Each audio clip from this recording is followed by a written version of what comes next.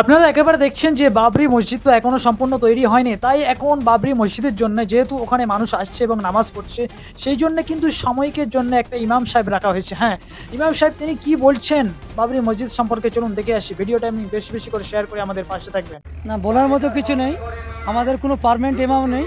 এখন আপাতত অস্থায়ীভাবে আমি নামাজ পড়াচ্ছি এবং অনেকে আসছেন নামাজ পড়াচ্ছেন, কিন্তু আমি আপাতত নামাজ পড়াচ্ছি। আমি ত্রিমুনি ভিকুতলা মেয়েদের মাদ্রাসায় থাকি।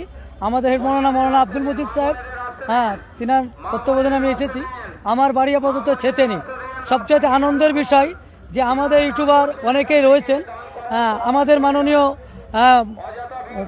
হুমায়ুন কবির সাহেব, ওনার নেতৃত্বে আজকে বাবরির মসজিদ আলহামদুলিল্লাহ আমরা সকলেই খুশি আছি। ইনশাআল্লাহ খুশি। আর অনেক তাকবীর, আল্লাহু আকবার, নারে তাকবীর, আল্লাহু আকবার, হুমায়ুন কবির জিন্দাবাদ, হুমায়ুন কবির জিন্দাবাদ, আর বাবরির মসজিদ জিন্দাবাদ, বাবরির মসজিদ জিন্দাবাদ।